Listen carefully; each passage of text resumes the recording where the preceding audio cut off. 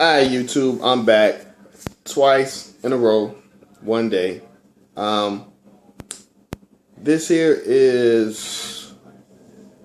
I'm pretty sure most of you guys know that Grand Theft Auto 5 is going to be releasing in a couple of months, September. Don't know the exact date, forgot the exact date, but September, mid-September, something like that. Um, and a lot of people is really hyped for it, but I'm not really hyped for the game. I haven't been hyped for a Grand Theft Auto game in a while now. I didn't like Grand Theft Auto 4 at all. Um, I mean, it did some cool things, more realistic look to it, but I don't know, I just couldn't get with it. The storyline was just slow. It was boring, and your cousin kept calling, like, dude, why'd you bugging me, dude? Like, come on, I'm doing missions. Why'd you calling me? Hey, cousin, what's going on? I'm trying to kill some people, and you calling, and I'm gonna get caught up. I just wasn't feeling for her. So, I think I gave it to my nephew or traded it in a GameStop or something like that. Not for sure. But a lot of people were saying that when Grand Theft Auto, any Grand Theft Auto game comes out, no other game should come around its launch date, because people won't buy it. People will pass up this game just for Grand Theft Auto. And I have to say, me personally, depending on what game is coming out that I want, I will pass up on Grand Theft Auto. Now, will I buy both at the same time, depending on if they're coming out on the same date or a week apart? Yes. But if I had the option and I only had enough money to get one game within that month of Grand Theft Auto, it wouldn't be Grand Theft Auto. Depending on what the game is and how excited I was for this game, it wouldn't be Grand Theft Auto. The game that I'm looking for, and I still want, that I am anticipating for the Wii U since day one, since I seen it before the console launch, was the Wonderful 101. I've been wanting this game ever since E3 2011.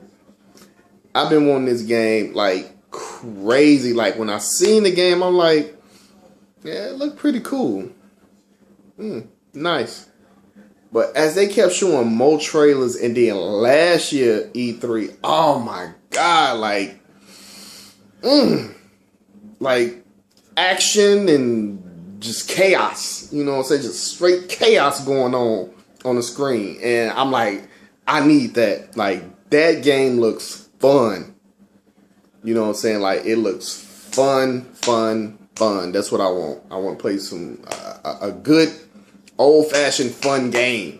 It remind me of, the arcade, when you used to go to the arcade with your buddies and y'all used to play. Remind me of the Super Nintendo Genesis days, you know what I'm saying, where it was just, you just had games galore that was just fun to play. And this game, I don't know if it's like original, but it kind of remind me of Pikmin, because you're a superhero, you in a city, and you're trying to stop all these big monsters and giant robots and people that you, as you go along, you get to help people, and they join your crew, and they also turn into superheroes. So you got basically a bunch of superheroes, just running around, helping folks, trying to get to the next mission, trying to destroy this monster, trying to destroy this robot in the middle of the street, on top of a roof, in the sky. It like crazy. Like, this the game that I've been wanting for the Wii U. That's why I got me a Wii U day one, because they were saying this could be a launch title or launch window title. But they moved it to September. So September has Grand Theft Auto 5. Am I excited for Grand Theft Auto 5 like I am for this game, the Wonderful 101 for the Wii U? No. I'm not. Because I already know what Grand Theft Auto is going to bring. You know. Now saying, will I get Grand Theft Auto? Yeah, I'm going to get Grand Theft Auto. No doubt. I'm going to get it. I'm going to get it. Will it be day one? Could be, depending on how my money is. Because the Wonderful 101 is coming out maybe a week or two before it. So, I know I'm getting a Wonderful 101. I'm not going to pass up Wonderful 101 just to get Grand Theft Auto 5. I already know what to expect for Grand Theft Auto 5. You know what I'm saying? Like, I know it's going to be, you know, a decent story. Didn't care too much for 4 storyline. It just got boring after a while. You already know you can go in the open world. They talking about this is going to be the biggest Grand Theft Auto, you know, open world, you know, like you got 3 Grand Theft Autos like put into one. That's how big the world is going to be. Everything is going to be unlocked from what I hear, you know, and you're going to be able to steal cars, kill people, do missions, make money, buy stuff. I mean, it's your typical Grand Theft Auto. So, will I pass up Grand Theft Auto 5 for the Wonderful 101?